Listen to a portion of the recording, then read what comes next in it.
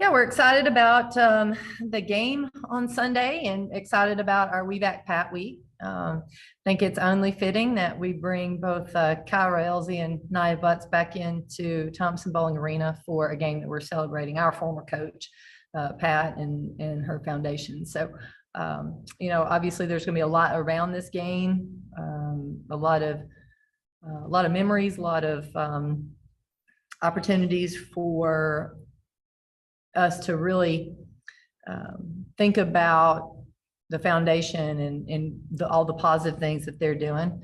But also there's a basketball game to be played, and we're excited about our team taking the court again. All right, with that, we'll go to the first question from Maria. Coach, obviously the story ran yesterday on the NCAA's website about you and Pat, and it reduced a lot of Lady Vol fans to tears, of course, because Pat still resonates so much with this program. You said, I feel like I can hear her talking to me. I've got two questions. One, do you ever answer her back? And two, I know it's your third We Back Pat week here at Tennessee, but I mean, how do you put aside the emotions of that and your team and just focus on what's at hand? No, I can't say that I answer back. I think where that statement came from, we were talking about, we can't really predict what she would say in a way, but I was telling him, but I can hear it. I feel like I can hear it, and I can hear that voice. And I feel like I think I know what would be said at times. And, that was where that came from. When you really sit down and think about it, you can hear that pretty strong. And in terms of the emotions of the game, I think, one of the things that I learned from Pat and playing here was really how to lock in and how to stay focused in a moment where a lot's going on. At Tennessee, there was always a lot going on. There were a lot of people at practice, or there was a lot of talk about our games versus some opponents playing in practicing and playing in Final Four. There's just so much going on around our program. But when it was game time, we were locked in, and we were locked in because our leader was locked in. And I think it's important for our team that when it is game time, that everybody, including me, regardless of what's going on, we have to be focused in on the task at hand. Cora. Maria kind of took the first half of my question, but, aside from the fact that there's basketball he played, what's kind of your approach in allowing yourself and your players to kind of appreciate this week and really, appreciate what goes on tomorrow, especially? I think for us, what we'll do is talk about it at our pregame. We talk a little bit about the upcoming game during our pregame meal. And I think that will be the appropriate time for us to talk about some things. And, this particular team was able to watch this summer. We watched the Cinderella season documentary on our team. And I think they have a pretty good understanding of who Pat Summitt was and what she stood for. But it's just now a reminder for everybody that after her coaching, and then after her diagnosis, then what else she stood for. I think that's important as well. David. Hey, Coach. As we're talking about Pat, there's this picture that was tweeted earlier today. I don't know how well you can see that, but do you remember this photo, and is there any story around this particular photo? I can't tell, and I feel like if I continue to lean in and look very closely, you guys are going to get way too close, way too much of a close up for me. So we'll look for it here, and we'll come back to you, David, on that picture if I can remember where we took that. Sounds good. Maria. Coach, obviously there's Kentucky presents its own challenges in this game. If you can just sort of outline defensively and offensively what you're going to face Sunday. Well, I think the first thing that everybody knows when you're playing Kentucky, you're going out there and going to try to figure out how to guard Ryan Howard. And she is a dynamic player that can put a team on her back and carry them. She can take and make tough shots. She can affect the game defensively. She can affect the game on the boards. She passes extremely well, which is why she's hard to double team. I just think she can do so many positive things for her team. That's your number one thought process when you're playing Kentucky. And then they've got really good players surrounding her that know their role. They're shooting the ball well. They can spread you out. They can put the ball on the floor and drive. Their transition offense has been really solid. They're playing aggressively there. And then defense, their defense, they can, their man is solid, and then they can get out and pressure you. They can press and, think they'll be physical as well. So, they're just, that's a good basketball team on both ends of the court. We're going to be very challenged. Cora. Kelly, this team is having a lot of success, and Ray said the ceiling's this in the sky, but she was also made sure to say that the team still has to play with the chip on their shoulder, stay focused. How is that for you, kind of trying to manage that feeling of we're doing great things and this is kind of a special season, with also can't let that get in the way of what we're doing? Yeah, I think our approach has been to be very honest with our team. We do compliment them. We do allow them to be excited. We're excited about what we've been able to do, but we'll be the first to call them out when we need to be better at something. And our staff will challenge our team in practice. We have to find ways to get better.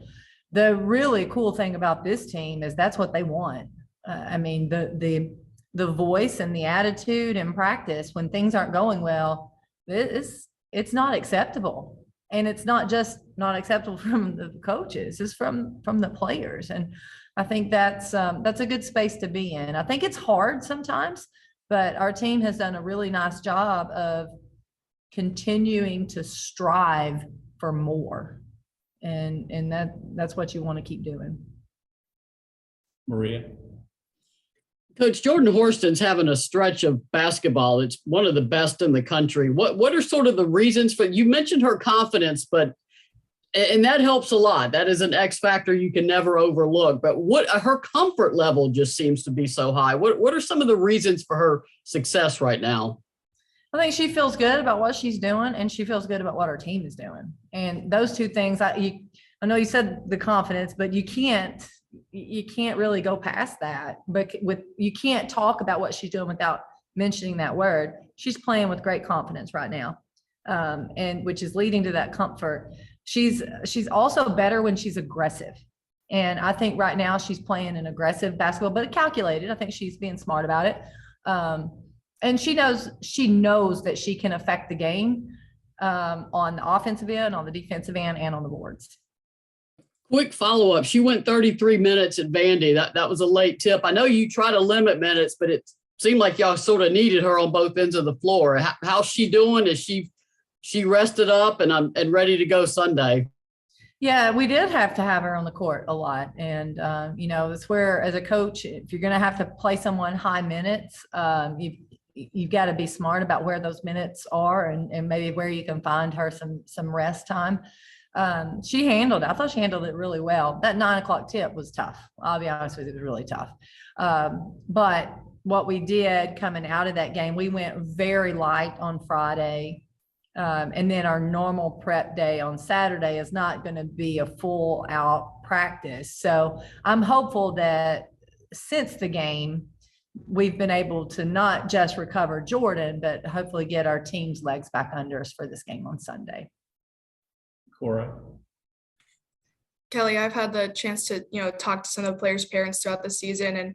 And one specific example comes to mind is Gordon Miles, which is Brooklyn's dad, and was her personal trainer for a long time, but is now perfectly happy to hand that over to you guys, be very supportive.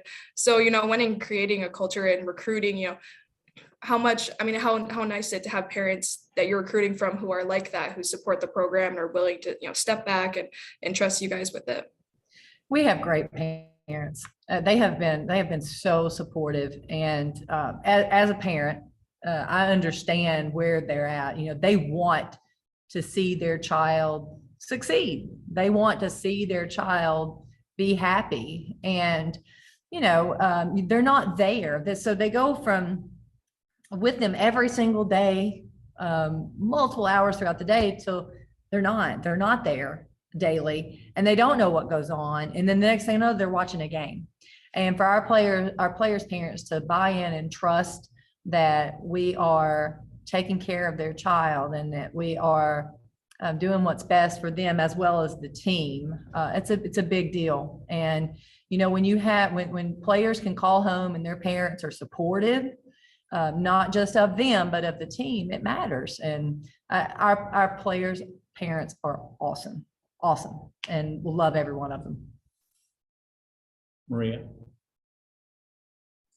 Coach, Tamari Key is already in the top 10 single season block. She was made the top 10 as a freshman, made the top 10 as a sophomore, already in the top 10 as a junior, and you've still got a lot of basketball left to play. What are, besides her mobility, which is obviously increased, how has she become she's a more effective shot blocker now because she tends to keep the ball in play now? Right, I agree with that. Totally. She's not just swatting them out of bounds and then we got to play defense. She's blocking them in a way that we can actually get to, either her or a teammate can get to the ball. I think she's a little bit more calculated. I think her timing is really good. I think she tracks the ball when she needs to track the ball. I think she does a good job there. Obviously, our system hasn't changed a whole lot in the last couple of years for her defensively, but she's just very comfortable right now. And I tell you what, boy, her teammates have a lot of faith. I'd feel good about guarding knowing she's behind me.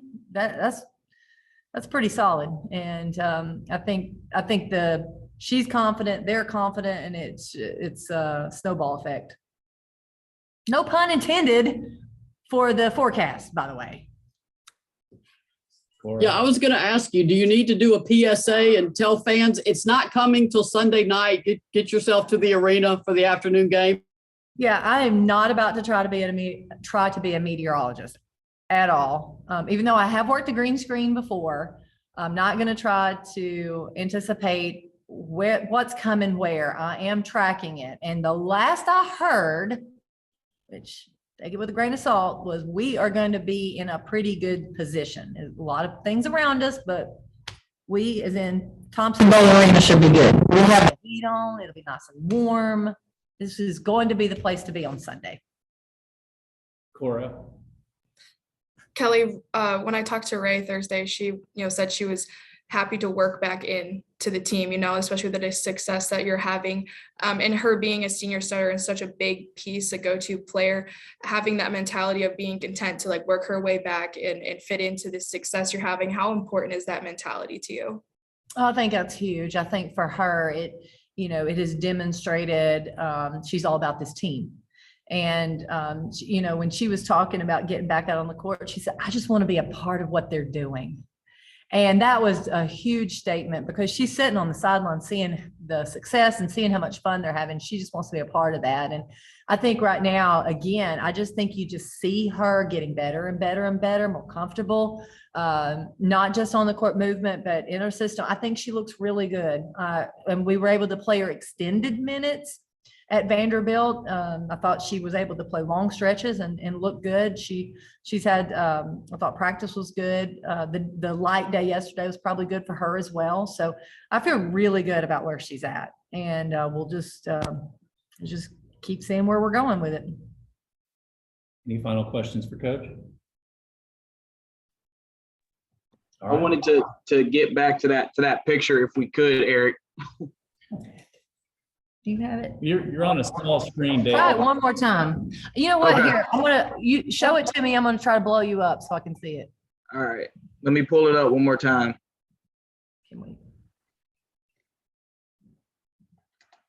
Let me try. I don't know how the focus thing works on here, but this is the photo from earlier today. So let me see if I can let me see here. I've got That one. David, is- it's not a great quality. Yeah. There we go. What I is don't know my, if that helped or not, but man, I don't know. Nope. That's good. Coach, I've got a bigger screen if you want me to try. I've got the photo up in a bigger screen. Try that. Could you just text it to Eric? It's a good call. I don't know how to make it so that I'm bigger. Let's see. Try. Oh, hold on. Let's see. Come on. I'm working on this screen. Where is that? You're in a blue Nike jacket. Yeah, So so I wasn't here. I was probably an assistant coach at Chattanooga. And since I've got a lanyard on, I'm wondering if that was, you know what, I feel like I've seen just about every picture of Pat and myself, and I've got some really good ones. I don't know that I've ever seen that one. And so I don't know if I can tell you where that one's from. David, you got a hold of a good one there. the lanyard says WBCA on it too. Okay, so let me tell you, that's at the women's Final Four. That's at the women's Final Four, and that was probably in the early 2000s. That's what I'm going to guess. All right. Thank y'all. Sorry about that. That's a great picture, though. Thanks for enhancing the photo for us. All right, we'll see y'all tomorrow.